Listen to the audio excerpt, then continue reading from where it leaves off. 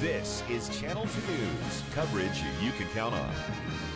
I'd love to talk with you and convince you why this is the most important election of our lives and why you should vote Republican.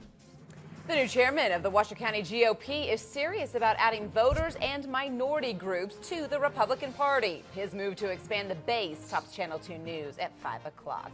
Candidates are not the only ones getting the word out to voters in regards to this upcoming election. Still a year away. Right. Good evening, everyone. I'm Wendy DeMonte. I'm Kristen Revington. Thanks for being with us tonight. Members of the Republican Party know that their policies of the past may not work in the future, so they're taking action to expand their base right here in Washoe County. Aaron Breen joins us from the newsroom with a story you'll see only on 2. The party's plan for expanding. Big changes, Aaron. Well, they certainly could be some pretty big changes. The new chairman of the Republican Party in Washoe County, he is young and energetic, and he has plans to take the party in a younger, more energetic direction. Hey John, this is Autumn Khan, chairman of the Washoe County Republican Party. Autumn Khan is the new kid on the block for the Republican Party. And I say kid because he's only 24 years old. But he comes with some pretty big ideas, a lot of energy, and quite an ambitious agenda. When it comes to growing his party, he's doing it one voter at a time. I appreciate that you're going to be coming down by the office, switching your registration, and we're really happy that you're going to be voting Republican for the first time this year.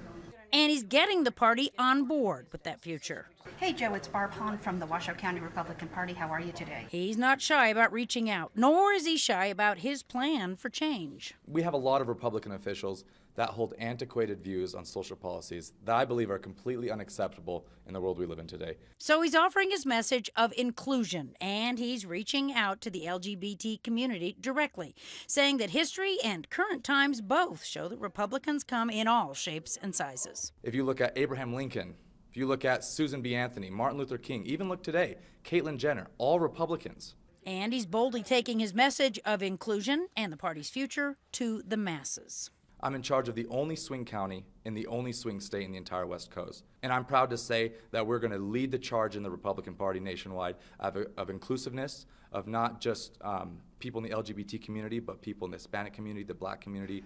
Age doesn't matter. So the mixer that they have planned with the LGBT community and the GOP is set for this Friday. It's at the Coney Island Bar and Restaurant, which is over in Sparks, starts at 5 p.m. Covering Campaign 2016, Aaron Breen, Channel 2 News. All right, Aaron, thanks so much. Tensions, meantime, are rising between GOP rivals, with immigration at the center of the dust-up.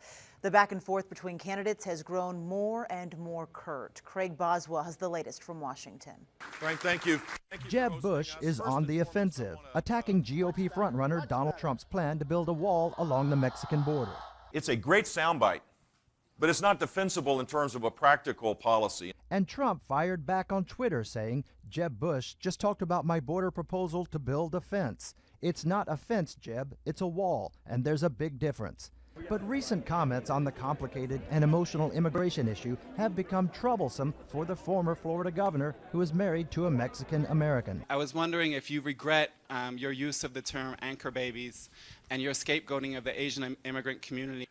I was talking about a very narrow-casted system of fraud. So I appreciate the comment, but I'm 62 years old. When I was 17 years old, I fell in love with Columba Garnica de Bush, and it's going to be really hard for me to get lectured to by anybody about the politics of immigration. Republican strategist Brad Blakeman says Bush has to be aggressive. He risks not being taken credibly by not taking on the person who is now leading the polls. So you see it as necessary? Absolutely necessary, and probably should have been done sooner. A new poll shows Trump extending his lead in South Carolina, a key early battleground state. Craig Boswell, Channel 2 News. Now, on the Democratic side, a new poll from Suffolk University shows the email controversy is not really hurting Hillary Clinton too badly at all in Iowa. She leads with 54% of those polled, followed by Bernie Sanders at 20%, and Joe Biden, who is still debating whether or not to enter the race, with 11%.